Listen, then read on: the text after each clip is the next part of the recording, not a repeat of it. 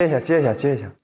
喂，你好。你好，这里是内饰皮革厂清仓中心，恭喜您成为幸运客户。哦，本场转型大酬宾。不是，它的铃声是小青蛙，你们听到？看看这里有什么东西。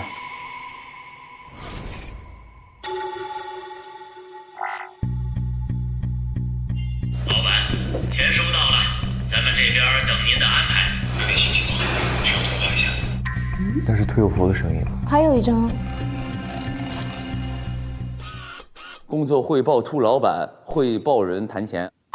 所以谈钱他也不是我们的老板，他就是个傀儡老板。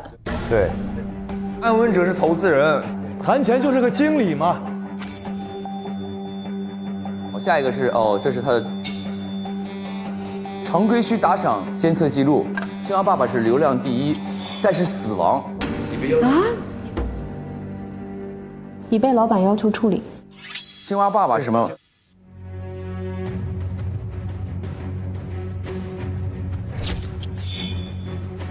哎，我想问一下，你那个手机壳上为什么有青蛙？你是谁？到底？你说。你是谁？你是谁？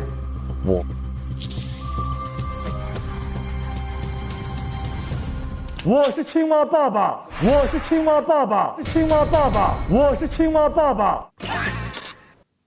你是啊？青蛙爸爸。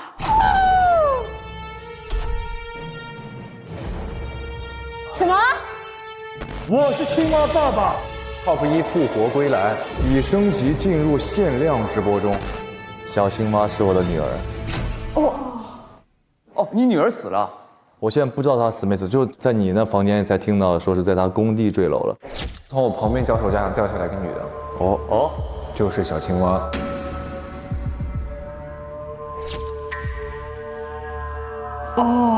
你的印象里她失踪了。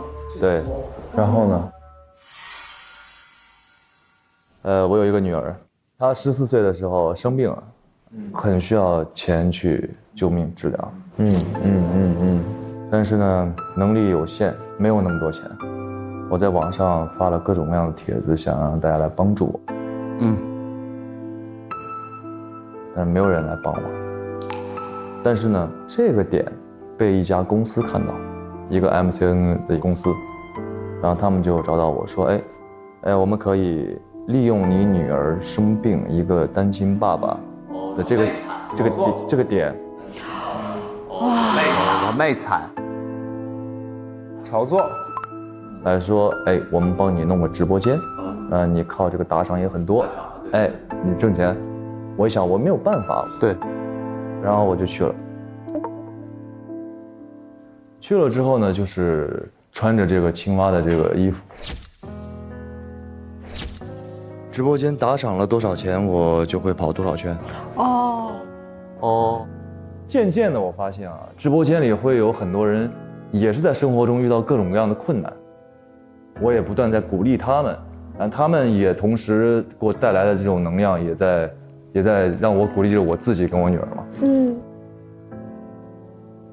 6月份的时候，我马上要直播了，但是我女儿的药突然没有了，所以我要去医院。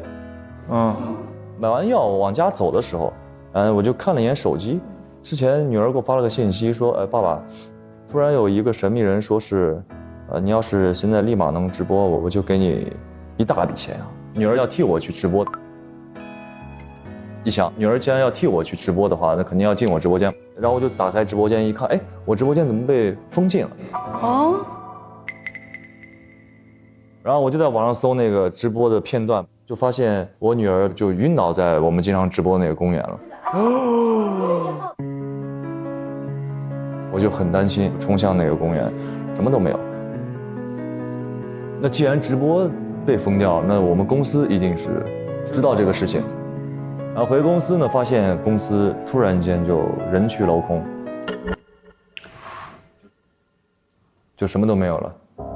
从此跟我女儿就断联了。因为我也需要挣钱嘛，然后就突然发现就是这个公司在招人，招电焊工。那你那个销售冠军那个是你吗？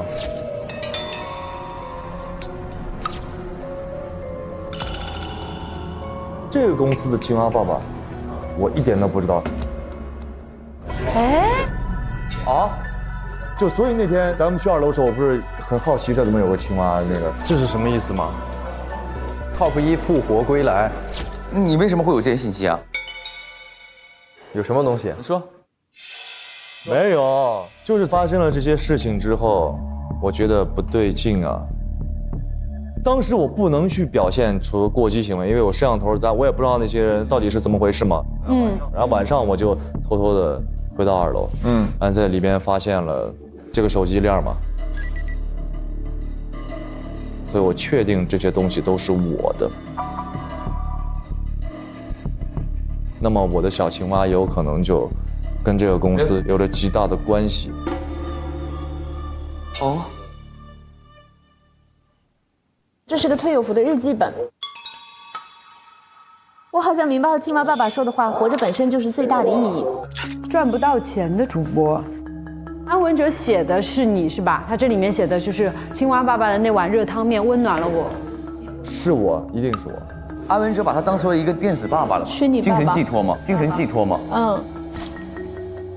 安文哲他，来到这儿其实是为了找我。什么玩意儿？但是以前我们都不认识啊，他可能是我的粉丝。然后呢，后面那个杯子，这是我的杯子。谈8511就是这个账号，他控制了青蛙爸爸。一开始搞什么重生直播的噱头，吸引了很多人去看复活的青蛙爸爸，后来还把高人气的青蛙爸爸送进了杀戮直播。我觉得他这个故事能证明的是安文哲是个好人。但如果他跟安文哲是好的话，他也不可能杀安文哲。不是，他俩是网友。他不认识我，我也不认识他，只有我穿上那身衣服，他才能认识我。因为在白汉子的意识里面，这姓安的是投资谈钱的人，而且谈钱已经死了，他死有余辜。对，他想要揪出幕后真凶，就是这个姓安的老板，还说我们是一群无知的人，我很生气。好，就是还人格侮辱。杀人动机是因为他说我们是无知的。不，说别人都无所谓，只要他说了你是。我都想杀他了，我现在要公开做他的 X。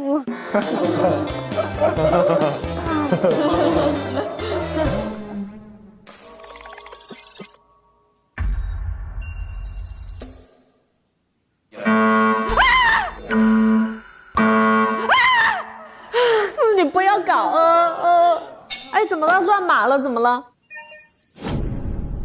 什么东西？啥意思？哎，不是乱码。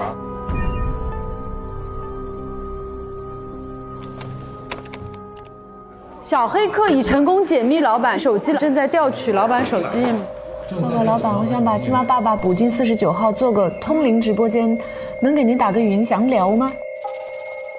老板，明天有人要来厂子做检查，你放心，我一定会把车间搞得天衣无缝，不让人发现任何问题。带着人检查，不能让他离开你的视线。好的，老板，我一定打起12分精神。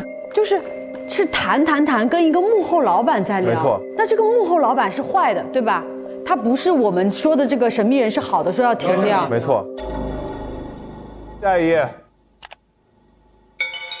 根据观众反馈，隐藏和常规2款直播已经不够吸引刺激，因此新增3款限量直播：杀戮直播、煽动、贪婪、暴力、造谣、窥私，这些是常见的恶行。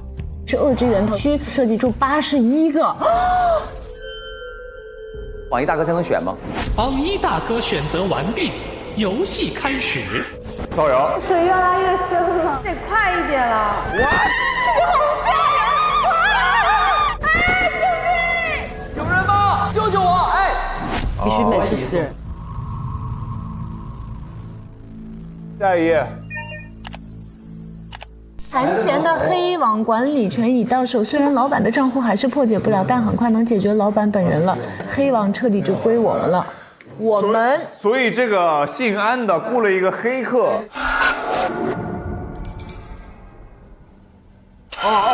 怎么了？这是谁啊？安文哲吗？不是。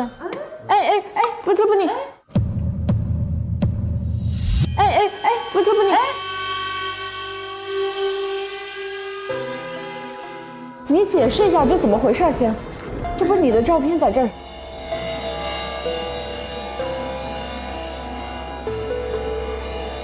他已经坐下准备如实交代了，现在开摆了已经。我要再用那个眼神看着我们了，不好意思各位，其实我才是这个直播基地的老板。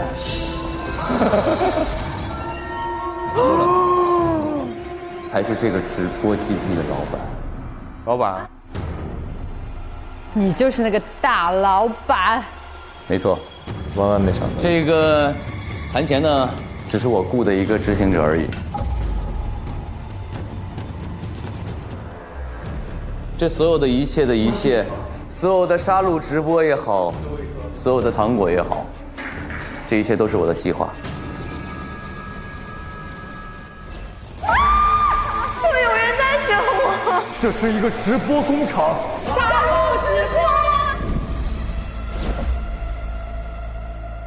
我之所以每天都到这个里面去检查摄像头，就是想要亲手做这件事，我才有快感。你是人吗？你杀人，所以你一直在杀人啊！这么多年，你一直在这个直播，一直杀戮直播，杀了无数人了，已经，对吗？对呀。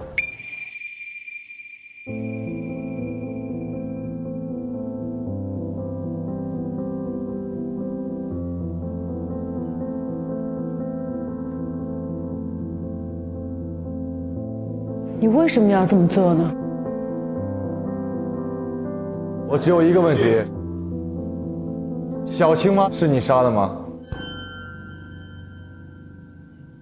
有一天，谭钱跟我说：“老板，我们这直播突然出现了一个意外，然后呢，他已经处理好了，告我不用担心。”你说他女儿掉下来这事儿是吧？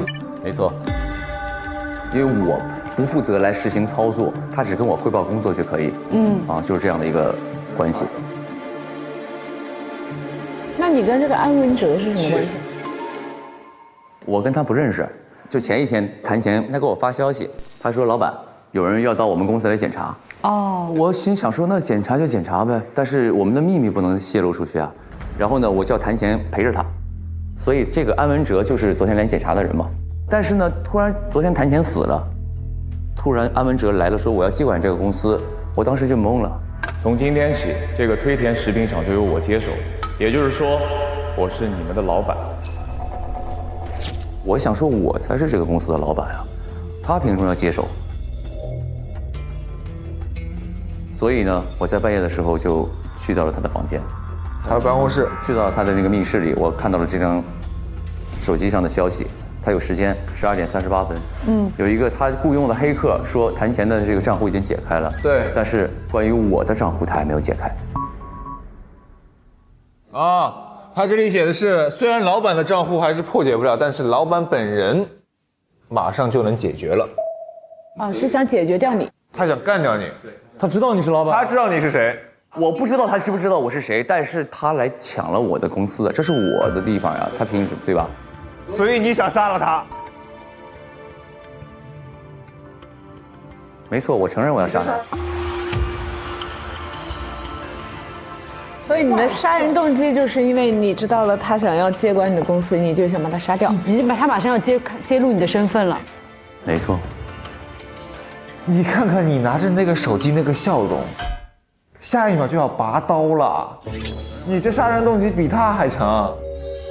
而且我跟你说，你最可恶的是啥？你大半夜的还换了套衣服，和大型的风缝。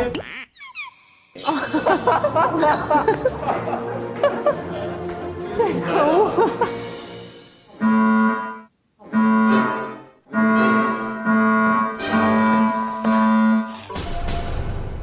哎，等一下，小黑客已成功接管直播后台。全是监控的地方，这些人怎么都没死？他们好像同时画面，原来宁灯泡是幕后老板啊！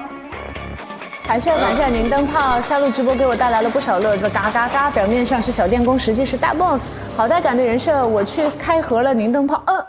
哦，宁灯泡杀人的明明是你们！垃圾小人滚！他觉得观众才是杀人的人是吗？他被线下 anti 了，然后他发了一条微博说杀人的明明是你们。在卫生间。什么？这什么公共卫生间？你为什么把我们家门口？我的家是公共卫生间是吗？我住在厕所里。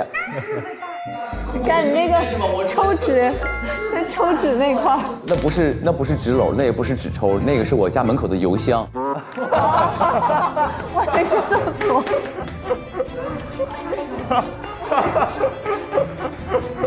我以为是厕所那种。像公共卫生间骂我是一坨屎。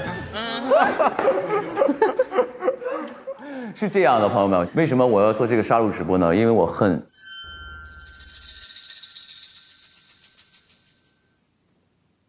所有的人类。人类？哦，你恨人类？我恨你们所有人类，因为什么呢？因为我从小的时候就是经常被霸凌的一个小孩儿。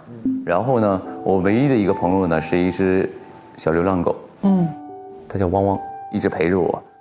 有一次我被我同学霸凌的时候，他们打我，他们抽我嘴巴的时候，这个小流浪狗跑出来，它来救了我，它挡在我前面，然后就是咬了其中一个人，也救了我一命。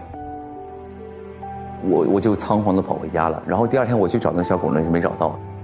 在第3天晚上的时候，我在我家附近的垃圾桶里发现这个小狗已经被……哎呀，我的妈呀！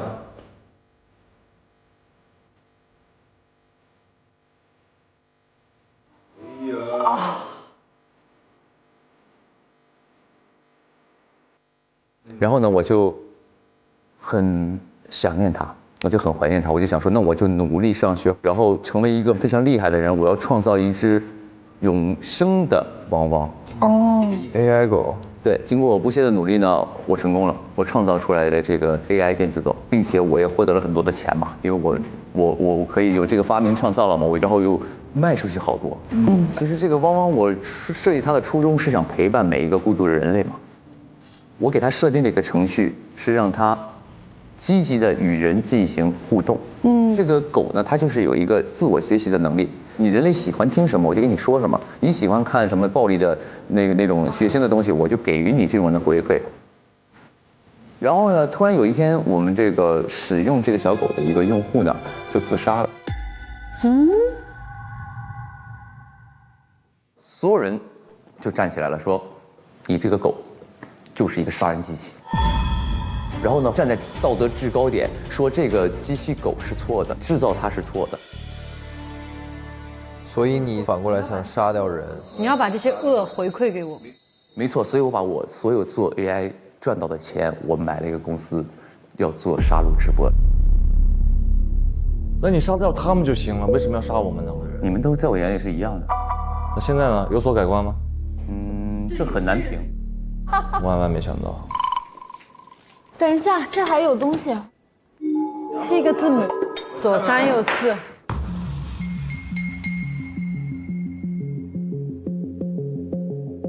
哎，鼠标还在动。安文哲有英文名叫 Avenger， 复仇者。你们可以叫我安。AVENGER， 打开了。 受害者名单，死者白云。哦，这是那个限量直播间的黑土时代6个人。哦，该我了。大家好，我是白云。大家好，白云。这也是黑土。全都死了。这是你设计的？这都是你安排的？对，你太残忍了。你也太血腥了吧，有点。你知道人和机器的区别是什么吗？机器接收到恶，回馈的是恶，但你是人，你接收到恶，你应该回馈善和爱和真和美，你去唤醒大家。没错，我觉得人不如机器啊。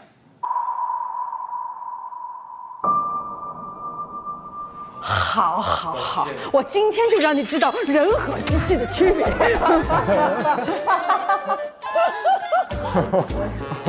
抡起来打，打醒他。你只是家门口被写几个字而已。这些人呢，做错了什么？我们做错了什么？你在那里被关得冒烟的时候，我们在这里急得要命，我们要去救你，我们拼命的救你，因为你有朋友，你还有善良的人。这些人呢？但是你自愿，你可以不救我呀。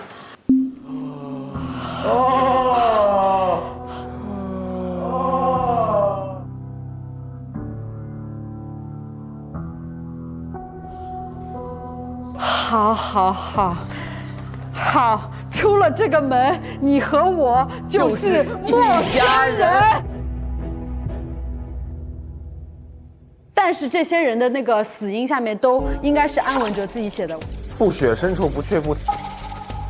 这下面的笔记不一样，对，每个人的都不一样。是不是他们的家人写的，或者跟他们有关的人写的？这还有一个手机。不是这个安文哲手机也太多了吧？每张手机都他自己自拍。老板手机多点不行吗？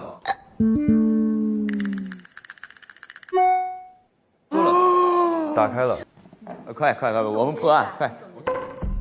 安文哲他是假扮众筹的500万进来的，然后他就是为了捣毁这个基地。只有焚烧真凶的罪恶才能照亮受害者的灵魂。你们一定要找到凶手，让这个人也被绳之以法。他把我们6个人安排在那个地方，是想采集我们的声纹，就是声音的特征，声纹来确定我们其中老板是谁。每人按照拼音读法完整念出以下内容：啪啪啪啪，掉掉啪啪啪。每个人读，每人读一遍。掉。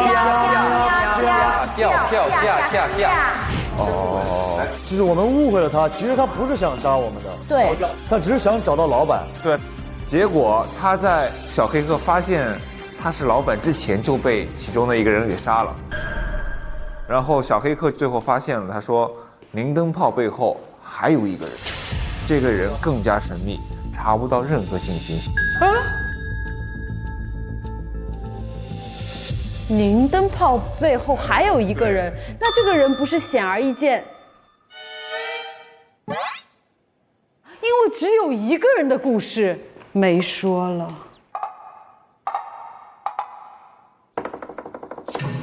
我真没故事，我就是一个普通人，我进来想为了维持生计要去打游戏。你们这些愚蠢的人类叽叽喳喳的没完了，听我说。对不起。这个神秘人呢，其实是我的幕后老板。其实呢，这个杀戮直播只是我的一个想法，但是我很难实行它。不知道这个神秘人是如何知道我有这个想要做一个杀戮直播的想法，他就找到了我，给我投了500万。哦。包括他还帮我实现了一项东西，就是什么呢？就是每一次杀戮直播都会死人嘛，最后的尸体帮你处理。没错。清道夫。那个人帮他善后。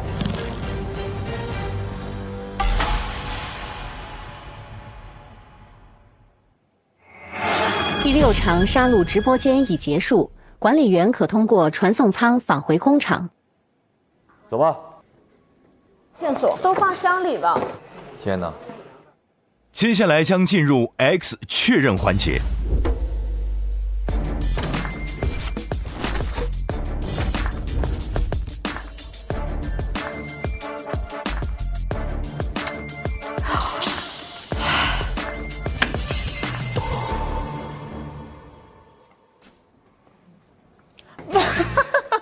你们怎么这样子啊？啥意思啊？看你是不是 X 啊？挺酷的。我也在这儿等着。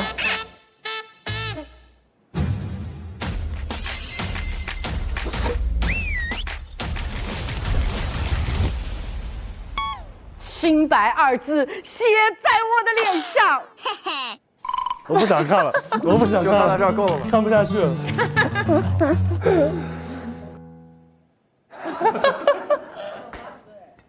为何？你笑啥？你笑啥呀？我看他好笑，我看他好笑，他觉得你好笑啊。你们都笑我，偏偏我最可笑。没办法，我看了就想笑。好了，别开玩笑了。发生了这么多起命案，还在说说笑笑，灵针起手，太吓人了。说笑话最多人就是你。再把他绑起来出戏吗？都给我抓好！我说能下了吧？好坏啊，他们2个人什么？捧场，我捧场。我们好像在寄宿学校被老师吃完饭批评。我希望每一个人的表达都有主谓宾，谁什么要干嘛。我害怕他杀我。你怎么知道他要杀你呢？我就是觉得那4种死法是他想要杀我的方式，我觉得这事儿不对劲。可是那个漫画卡片有我们4个人，我们4个人都活得好好的，你凭什么会觉得这个漫画卡片一定他就会？因为我在发现的时候，我只解开了我自己的，我只解开了我自己的。牵强都可以跳舞了。看到了。我要发表意见，可以吗？啊，请说。好的，哪怕他是凶手。不要再这样假设了好吗？我都不忍心投他，为什么？我还记得刚才的时候，在泳池那个环节，我要逃脱的时候，我说你先上去，弟弟。他说不，哥，你骑我背上，你先上。我驮你吧，没事，来，我试一下，可以。他就当时那一下让我就瞬间感动到不行，所以在我心里，我对他就是一个。那这样，那这样这一局咱们就全投你。我不是可恶的人，为什么？还没到你这一趴动机，坐下。好，来，你说。我的杀人动机非常简单直接，就是要杀了他，为我的女儿报仇，就这么简单。好，你吃力。你把我们这些无知的人骗到你来上班，你帮这个直播公司招兵买马，你是我手下，还有你。我怎么了？你往群里发链接去给我们打广告，你为了领取那么2个3块5毛的破皮肤，3块5毛钱的皮肤，你就是害了这么多人。还有你，竟然是幕后庄家，你就利用人的贪婪，利用人的投机心理去做了这么多坏事。没有你建设这样的平台，没有人会家破人亡，没有人会家里好多钱为了赌你这个东西已经输得倾家荡产了，已经插不进去话。我一会儿就会被拉走，至于这是我一会儿的结局。但此时此刻，我们都不是这么好人，所以你们已经没有一个是好人，不要来指责我。所以该死的是我们。我只是做了一个杀戮直播，但真正指使我们去做什么的是那些观众刷钱的那些人。他把锅全都甩给了观众。我只是放了一把枪在这儿，你要不要拿这个枪杀人？难道是这个枪有问题吗？枪有问题，枪就违法了。OK， 刀，这是一把刀，管制道具还是什么？就是家里切菜的菜刀放在这儿。如果弹幕观众说你拿刀把它解开放走，没错，也就放走了。对，不，你公司有放走的人吗？从来没有，从来没有，因为就是人性的恶就在这儿。但是。没有人可以持刀持械上马路，没错，没有规矩不成方圆。没错，你生产的这个东西却不为它制定规则。有规则？什么规则？就是不允许上马路，所以搞了一个这个直播公司。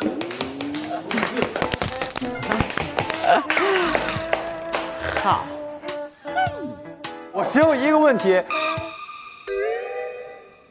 你这么痛恨人类，没错。为什么你不自杀？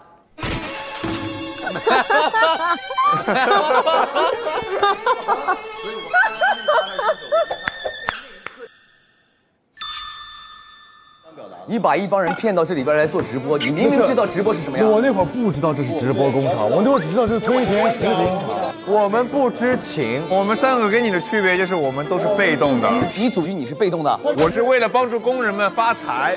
你也是为了挣钱，你不是为了发财。我刚才已经自首了，我说我就是这个背后的老板。不，我一会儿就会被拉走。好了，就是。好，还没到狗咬人，人咬狗，人咬人，狗咬狗的阶段呢。啊？不如狗，狗才是最善良的，我们人类才。好，的确，你们都存在杀机。2年前我在搬砖，从我旁边叫。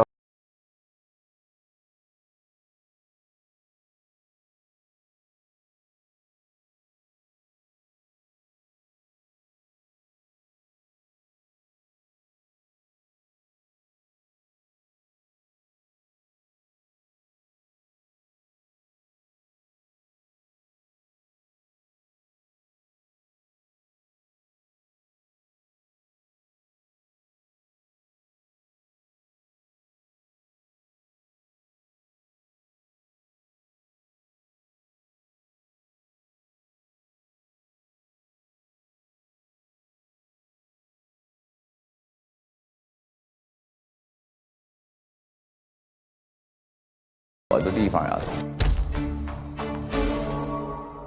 好，我们先搜证，还有很多线索并没有被发现，比如说通向2楼的后门区域。你说就是这个地方是吧？对对对。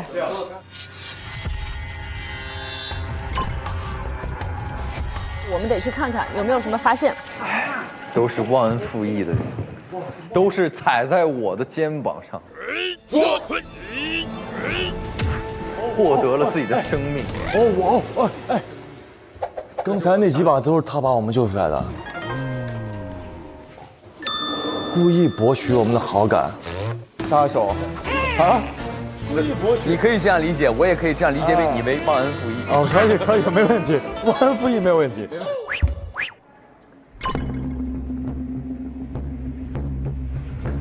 哎，这什么？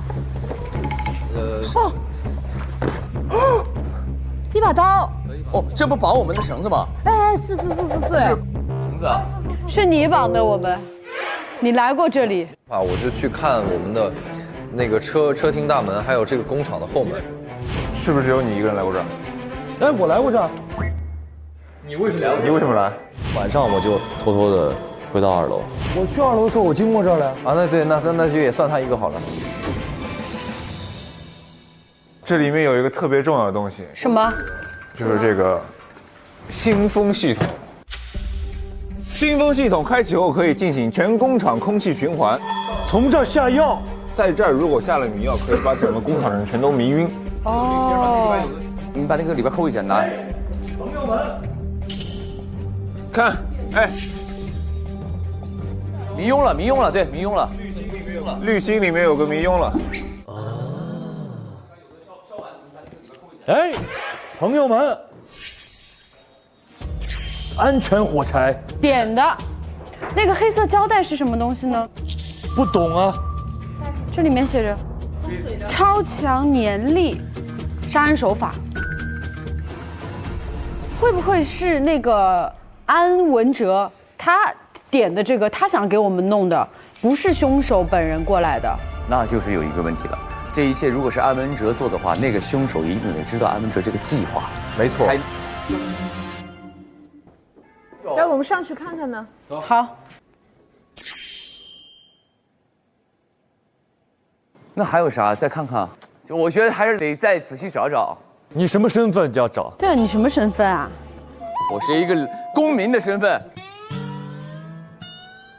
这些都你们早上翻那个东西。哎，绳子，这怎么会有绳子？哎，有个遥控。哎，这不是1楼他办公室里的那个吗？拿出来，都拿出来。这里有东西，等一下。哦。强效喷雾，失眠患者这个无色液体。底下写的这个叫做它强效睡眠喷雾。那个人把这些上一案的工具利用了。对。聪明。聪明。哎，等一下，这杀手确实聪明。为什么他需要用到这个东西？他一定是有障碍，他的作案路线上面，所以他需要用到这个解决掉一个障碍。那他的障碍只有安文哲呀。对。哎，我们有没有想过一个问题？你说。这个姓安的为什么要上来拉闸？是的，为什么要拉闸？这是1楼的电闸。我们要不就去1楼看看，现在去那个大厂里边看一下，还有什么东西。走。这个按不动这儿的呀，问题是。哎，你看起来比昨天聪明太多了。你昨天看起来。昨天不是凶手吗？你在装傻对不对？你今天看起来好像机灵了10倍。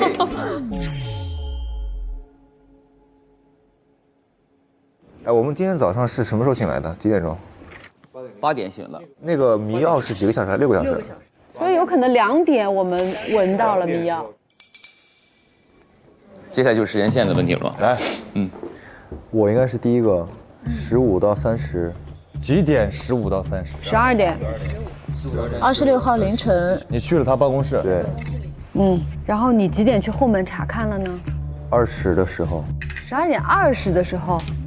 你看，我在15到30这个期间，我花了5分钟时间在他办公室，又花了10分钟时间来这个前门看，来那个后门看。后面你就一直待在房间里，没有出去过？没错，没有再出来过。OK， 好的，你的时间很清楚。你呢？您12点35的时候就去了老板办公室，搜了一遍，什么也找不到。然后呢，就在38分的时候呢，发现他手机来了个消息嘛。谁的手机？安文哲的手机弹出一条消息，就说小黑客发给他的嘛。然后我照完之后，我就想说，原来他想夺我的这个财产，好，我要回去想想怎么杀了他。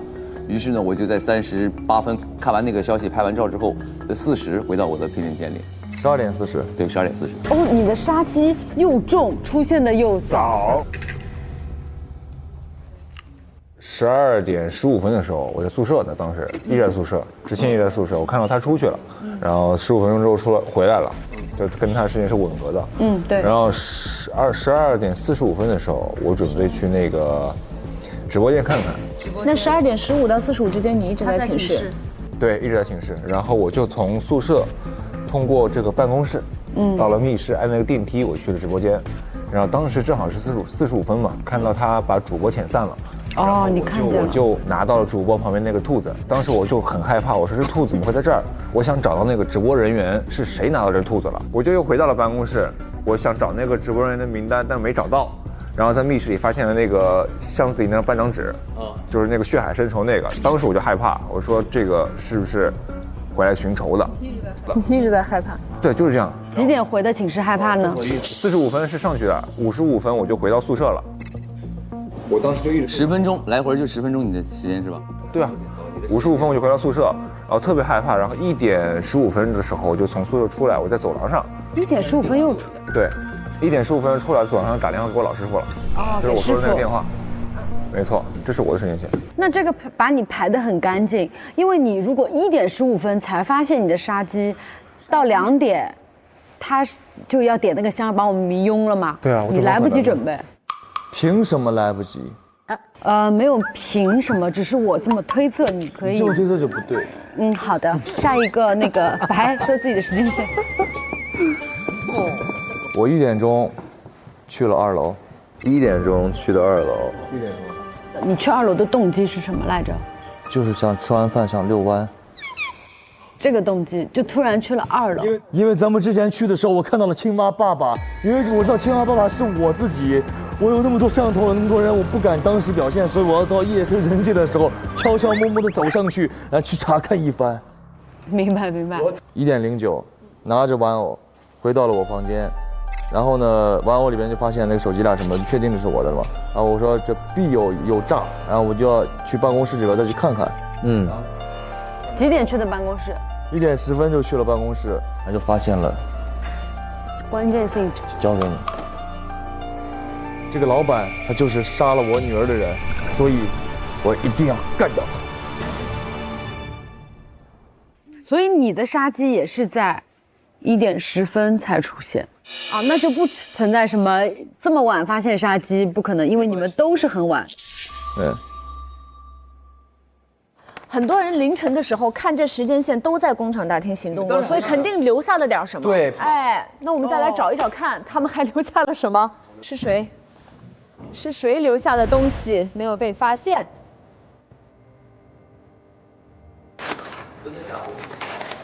啊，啥也没有啊！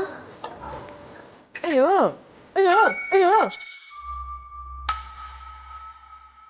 哎呀，有个鞋带，啊！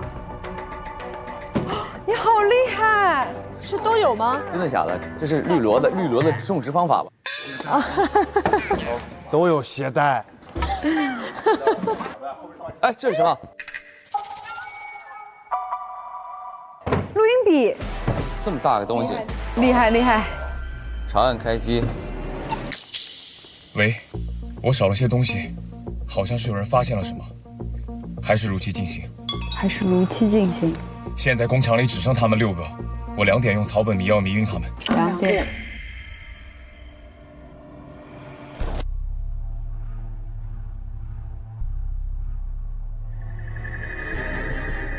用大包绳绑到2楼。我到时候会提前吃一片芦荟叶，防止自己被迷晕。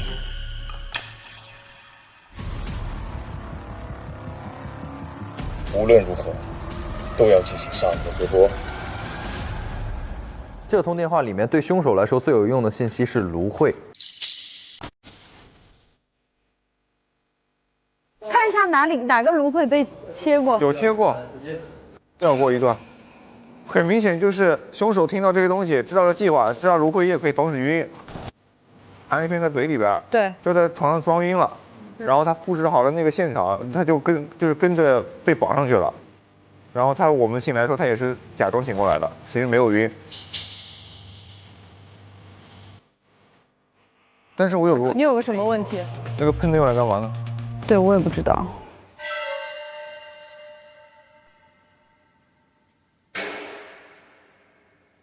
没有别的线索了吗？后门和现场我们还得再看一看。对。对。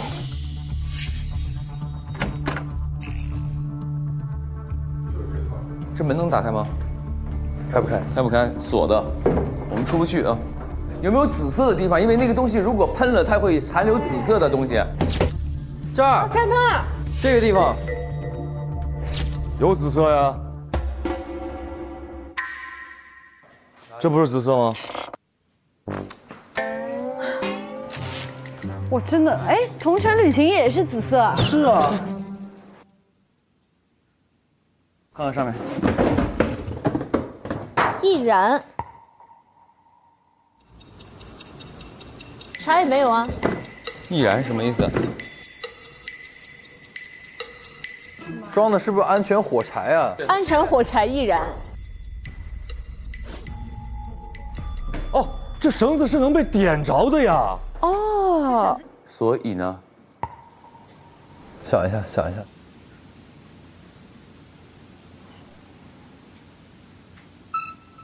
少了，就擦火柴的那个。哦，那个被撕掉了。那个火柴盒里还那个摩擦那个纸。对，10支一盒嘛，这是9支，也就是凶手拿了一根火柴，把这个盒撕了。机关。机关。哦，我知道了。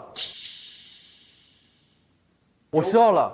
有可能是他把他，比如说这样的话，我们刚说他提前把那个喷晕了，放在那儿就 OK 了，他把它绑在那里嘛。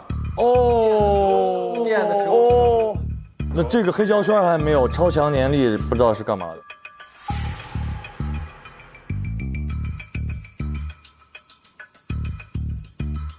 OK， 那肯定是有一个装置嘛，咱们上去找找嘛。好，是这意思不？对，应该是。如果是这样的话，看他手腕有被绑的痕迹吗？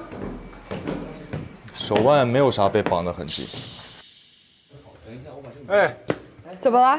扳手上面有烧焦的纤维的痕迹。哦。绳子绑在上边。哦。那绳子怎么烧呢？想想，他如果绳子一烧就跳闸是吗？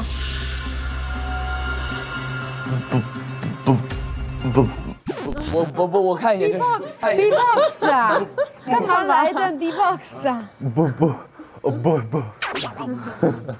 这个绳子绑这儿一定是趴下来的作用，是开的作用。开的那一刻，我们里边不是啪，那个时候是刚才他拉下来那一刻的作用。他做什么能够拉下来之后，然后他又能被烧？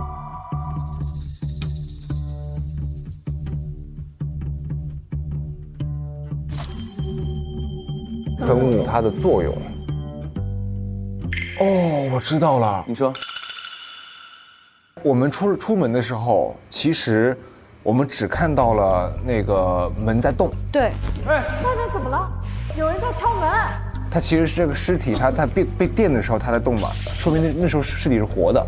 我们一直有一个误区是，它在动的时候是它刚刚上来。其实如果可以把这个给去掉，对呀，他一直在这儿，他一直在这儿，他是被迷晕了。他在这儿的时候没有死。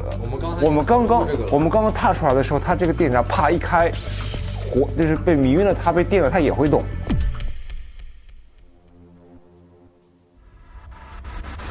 那就是那个喷雾就是给他喷晕嘛，让他在这睡了一晚上，然后就造成了是他自己来开闸，然后不小心误触电死亡的一个假象。但我们的1楼的电源开关用来干嘛？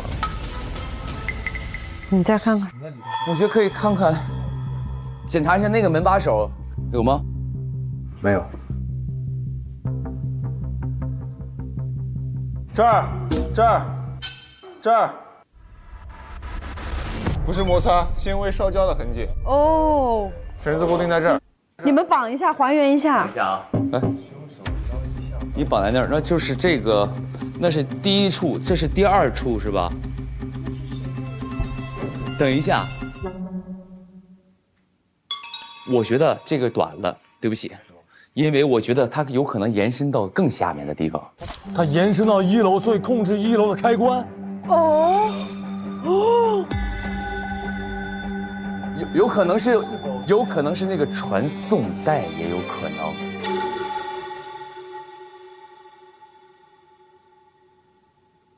为什么是传送带？因为它一摁开关，的传送带开始运作，就可以把绳子拉动，这个电闸就会下来。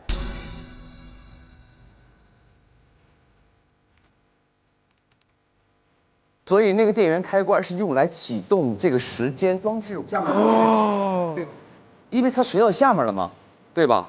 有可能直接是垂到最下面。哦，我知道了，下面那一头的绳子一定是用强力胶粘住的。哦，哎，传送带是可以的。强力胶，我觉得真的是传送带哎。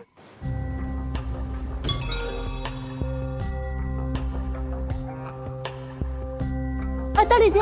哎，是。对。就是这个。就这。哦，牛！太牛了。但是现在那个绳子是通过什么手法消失的？它怎么引着的？这个火柴和那个擦炮那个东西，我们没有找到，现在对，没有破解它。一定是着火了。早上案发时候出门的时候是有烧焦味道的，当初我以为是触电的味道。哦，有烧焦的味道。有的。你的鼻子都闻到，我们都没闻到。绝对有。打个比方，那个地方一烧着，它就这个绳子就顺着传送带往下走了嘛。对，那就是不是在那边有什么东西啊？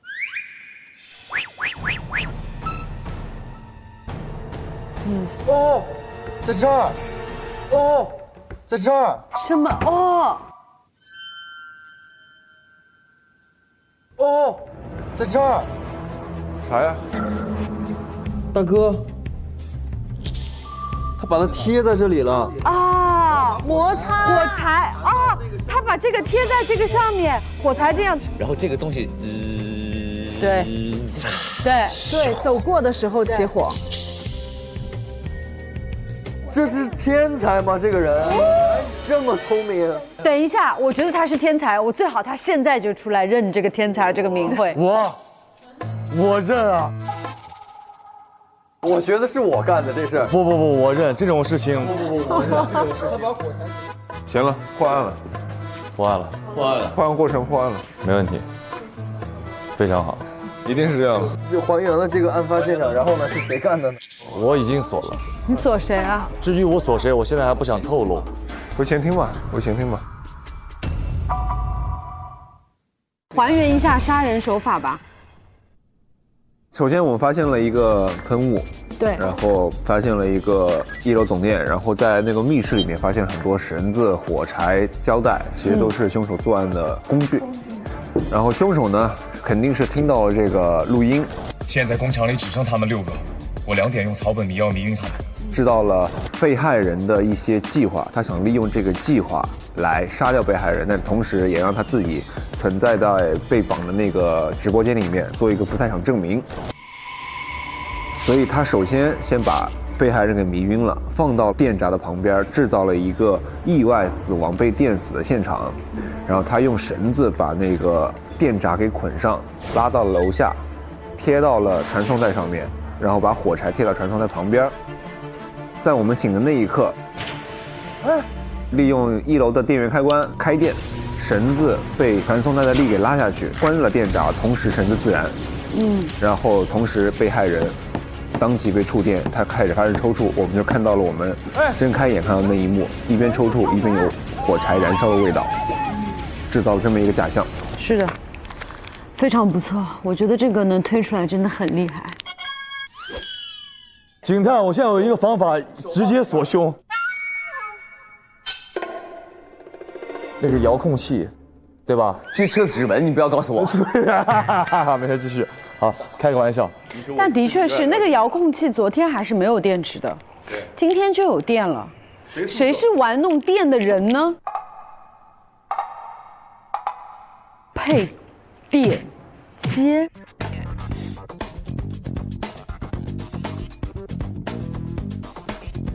可以啊，但这个东西它不就是无非就是有电池和没电池的原理吗？也不一定非得是一个玩电大师才能明白的东西吧。但这个电池的型号很特殊哦，不是普通人就能买到的型号。我觉得那个电，我们都出不去，被锁在这儿。不是，还有一个问题是，这个东西只有你有这个电死的。哎，你不要往。可以 ，OK， 好，可以，我等着你，我就等着你呢，来。让你久等了，就是只有你有这个电死别人的这个叫什么呀？这个还有吊死，满足了那个线和那个电，对，电和线都满足了，再加上你有知道他要找到你。而且你也符合第3点 yes， 因为他刚刚这么说的时候，你一时间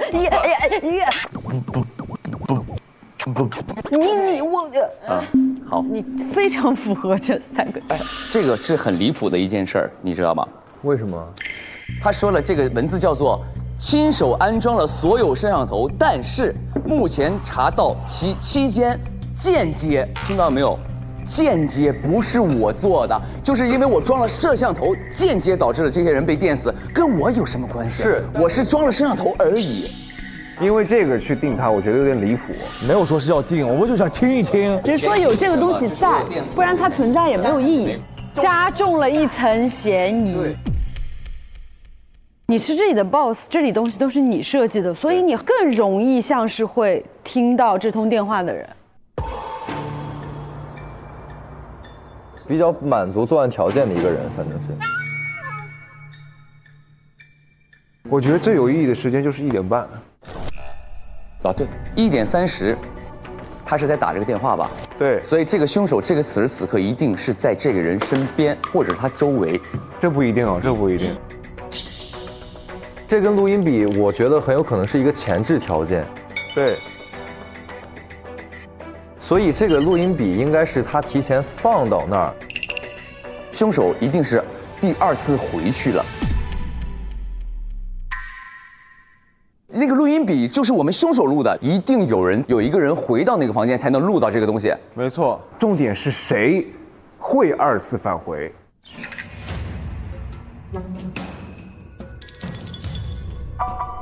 每个人不都会吗？不是4个人都会啊，不是4个人都会啊。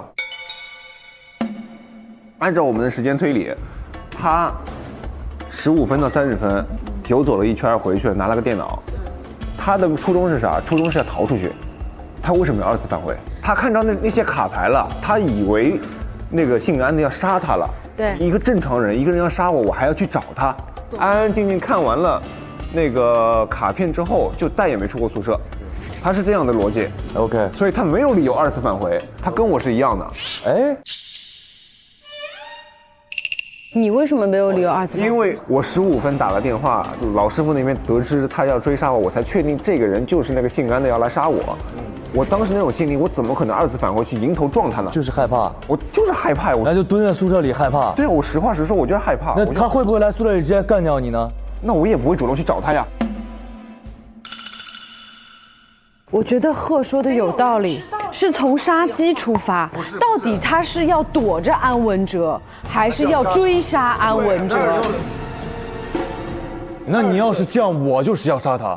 对啊，对啊。所以按照动机来说，是锁在你们2个人中间，你和您。你说排掉我们2个，但是锁他们2个，但我觉得宁哥嫌疑很小。你不要认为你保了我，我就会保你哦。不是你听我讲，你先听他讲，先听他讲。他如果听到了1点30分那个录音，他一定会知道一个信息，就是说这个姓安的要把我们送进杀戮。不管这安死不死，只要我进了这个杀戮，我的身份一定会被识破。那他的目的不就是保住自己的身份吗？那他不仅要把安杀了，他还得让自己不进入杀戮。但是他今天进了，所以他对这一切都是不知情的。他说的对，他绝对是没有听过1点30分那个录音的。对，他不会让自己去进入杀戮的直播。是的，他的身份是不能被识破的。说的对，你们要这么排，就只能是我了呀。的确，按照就这一条线啊，就是从杀鸡来看，那只能是我了，哥。真的是只能是他。首先，刚才是你觉得我的嫌疑更重嘛，对吧？对，这么排只能是你觉得我的嫌疑？来，你再说说你觉得谁的嫌疑更重？他是因为刚才他们说你有可能就是他说的那个，就如果说我现在还一口咬定你，那不就很奇怪吗？对不对？你觉得他的嫌疑更大，对不对？要立马说出来一个第一怀疑的人的话。OK， 好，我认为你是 X。你今天你指责过我和他，但我认为他是安全的。他第一个指责了我，然后我撇清之后，他再指责他，然后在我心里他俩的嫌疑，他更大，所以我就认为你是 X。哦，明白你的意思了，你懂吧？明白了，明白了。对。我不知道我这里记得对不对啊？确实，在你们自己的口供里面，就唯一有过2次行动轨迹的就只有白。我1点钟去了2楼，1点09拿着玩偶回到了我房间，玩偶里边就发现那个手机链什么的，确定这是我的了嘛。然后我就要去办公室里边再去看看，1点10分就去了办公室。没有啊，他也有啊，他在1点14的时候出门了，你出门干嘛了？打电话给老师傅。特别害怕，然后1点15分的时候我就从宿舍出来，我在走廊上，打电话给我老师傅了，我在走廊。白的2次这个行动都是为了去调查这个人，第一次是2楼看直播间，第2次是直接去到办公室，有很明确的调查意图。对，调查意图，这2个人嘛。我刚才突然想到一个东西啊，就是这个凶手。他一定是2次回到现场。对 ，OK， 我们从动机的角度来说，我不会回到现场。如果我回到现场，我只有一件事情要做，因为我已经知道他要杀我了。那你就杀他了。我就杀他了，所以我绝对不会2次回到现场。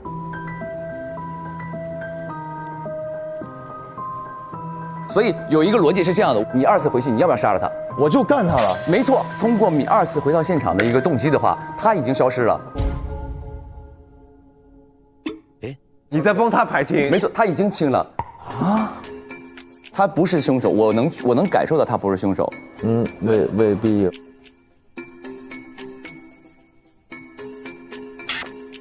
我们2次回去一定要是杀他，因为我知道我回去要杀他，他也回去要杀他，所以就在你们2人之间，你一定会2次回去。为什么？因为你打了个电话。那个电话里那个师傅，我说最后一遍，我打了个电话。那电话里说什么？我是意识到安是要来杀我的。那电话里的原因是什么？原因是老师傅，有没有看见一个人来工地上找我？然后那个老师傅说了，说有一个鼻梁上左边有痣的人，就是安文哲的长相。我就意识到那是安文哲来调查我，他知道了我当时那个女孩掉下来的时候我在旁边，他要杀我，他可能来报仇，所以我怎么可能迈得出这个步子到外面来2次行动呢？你刚才说的是左边鼻子有痣，你是不是要回去确认一下他左边鼻子是否有痣这件事儿？好，我们再可以去往前想一想，8点的时候案发的时候醒来的顺序。你先醒，我先醒。你凶手装晕了，我怎么会先醒？我一定会等第一个人醒了之后，我才会醒过来。所以是第2个人醒。哎，我是第2个醒的吧？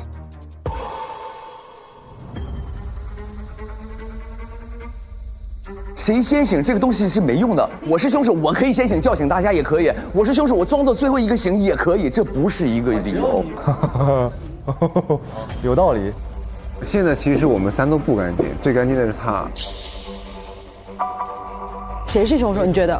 我本身我自己知道我不是凶手，白肯定不是嘛，我能感觉到他不是凶手。就在我心里，你们2人是嫌疑最大的。所以我开始的时候，我认为他的动机最强。刚才的游戏也好，他是最先逃出去的，所以就在你们2人之间。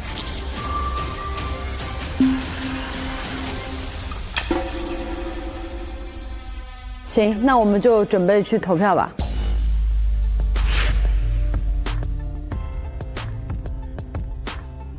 我怀疑的凶手其实就是他会存在一个前提条件，就是他要2次返回现场，所以这一票投给贺。 2次回到办公室去听到那个录音的人，我觉得只有他。作案过程就是将计就计，真凶人选是。我觉得他就是为女报仇。我投的真凶是白汉子。所凶的范围放在了2个人身上，一个是白汉子，一个是贺泥巴。真凶人选锁定的是。 我是8分糖，我选择。今晚我力保他，今晚你力保他，到底谁是大傻瓜？好，到底谁丢脸？我保他，你保他，到底谁是大傻瓜？最后是看看，咱们都就看一看。不会了，不会了，不会了，不会了。藏在微信里的同场旅行，硬核低价藏不住。接下来进入同场旅行真相揭秘时刻。 我真的紧张。没事，没事，没事，不要紧张。今天的案件中，嫌疑人有白汉子、贺泥巴、柯安看、宁灯泡，其中有2个人获得票数。就是白跟贺嘛，就我啊，是吧？对啊，只有咱俩了呀。说实话，老姜，你今天要是凶手，你发挥的也很不错。我很纯，他今天玩的挺好的，他今天玩太好了。我投的贺。小 X。 啊，真的假的？你真投他呀？看着吧，你看着。好，好，好。现在又什么东西啊？他投了贺啊！你为什么要投贺？你没投贺吗？我投的贺啊。对啊，那你不应该开心吗？他跟你票一样啊。哎，对啊，对啊。不是，但是在我心里他是 X， 他是 X 啊。X 为什么要投贺？他们俩，你怎么还觉得我是凶手？哎呦，我的妈呀，我的天哪！ 难道你不是凶手？我当然不是。咱等最后宣布了再看，好吧？哦。获得票数的就是白汉子和贺泥巴，他们获得的票数是。哇！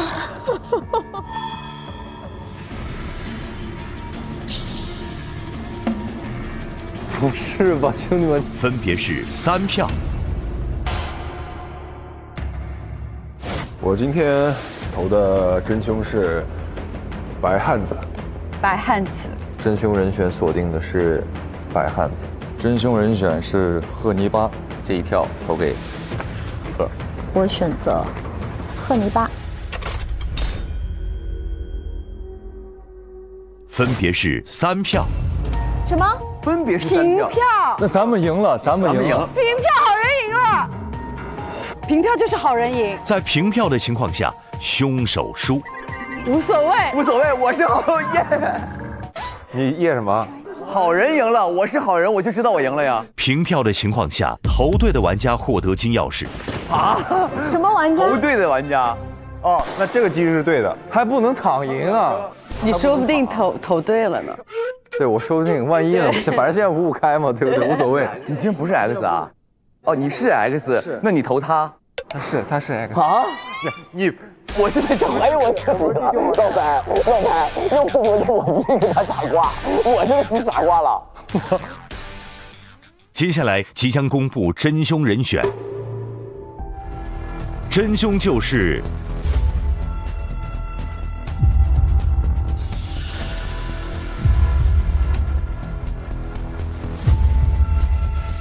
真凶就是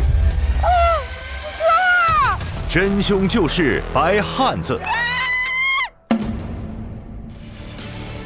耶！哈哈哈！我就知道是你。我跟你说吧。幸好，哎，你真的，你差点把我带走了。今天我现在有点想哭，你今天差点把我带走了。我现在有点想哭。你最后那段把他保的呀，我都觉得你是推探里的 X 了，我才知道你是嫌疑人。2次回到现场的一个动机的话，他已经消失了。你在帮他排清？没错，他已经清了，他不是凶手，我能感受到他不是凶手。未必，我一定会等第一个人醒了之后，我才会醒过来。所以是第2个人醒。我是第2个醒的吧？谁先醒这个东西是没用的。我是凶手，我可以先醒，叫醒大家也可以。我是凶手，我装作最后一个醒也可以，这不是一个理由。有道理。等一下，你怎么办？不是，等一下，我突然不认识这个人了。我回去给他微信拉黑。我觉得我是傻瓜。你也不行啊，你啊。对呀，我是不行啊。抱歉，让你说了，抱歉。接下来，我们请白汉子公布本期是否有 X， 并且 X 是谁？哎，是八姐吗？是她吧？来吧，女孩子来。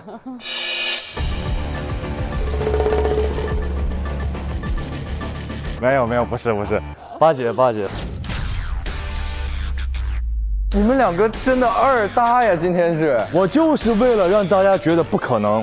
完全没往那里猜，玩点这种小聪明，但是完全好像没啥用，没啥用。OK 了，家人们，非常圆满这一期。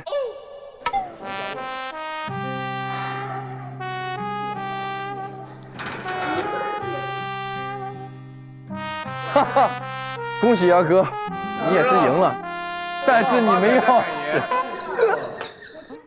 不是啊，银灯泡，私下里在那儿都会跟我说，你今天太暴贺了，你不要因为你跟他私底下关系好，就是知道白哥他今天这个状态，觉得我懂他。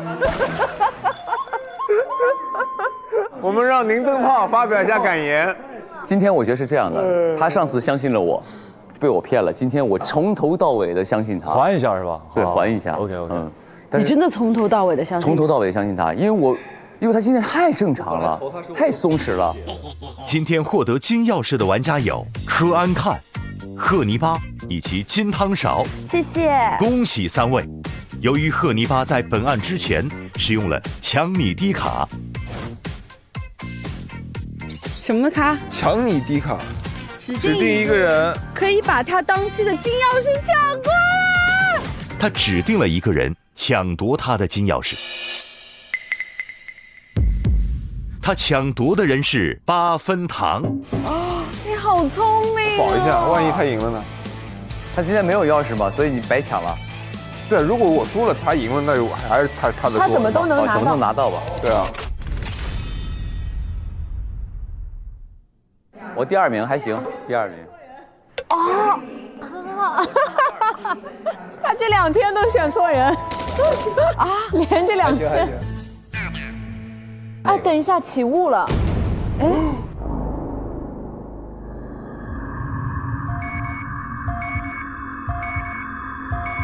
他眼睛出来了。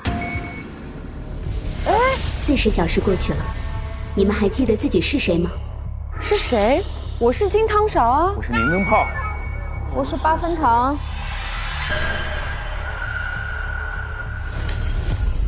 哎，我想起来了，我们不是金汤勺，你不是8分糖，我们去团建的，你忘记了？那你是谁啊？哦，他是晶晶啊。对呀。和你同心语，开推3，我们来啦！你们是白宇、迪丽热巴、金靖、刘宇宁、张凌赫、周柯宇。你们之前在团建，但其实你们是带着任务团建的。你们的任务是要找到个极其危险的人，并抓捕他。但是第一次你们任务失败了，发生了爆炸。我其实已经得到了非常重要的一个线索，就是之前你们找到的那张地图，上面的几个地点是这个人曾经出现过的地方。这个推田食品厂就是其中之一。我让你们在推田食品厂的6个工人身上重生，来调查这个地方跟神秘人之间的关联。但是我的能力有限，你们重生的40个小时之内，你们还是会失去记忆，完全同化身体的记忆和本能，直到40个小时后才能解锁自己的记忆，我也才能出现跟你们联系。神秘人，他一手制造了这个杀人直播。这个神秘人呢，其实是我的幕后老板。就每一次杀戮直播都会死人嘛，最后的尸体帮你处理。没错。说不定神秘人现在就在这个区域里边看着我。是的。就是他。就是他，这双眼睛。不是他。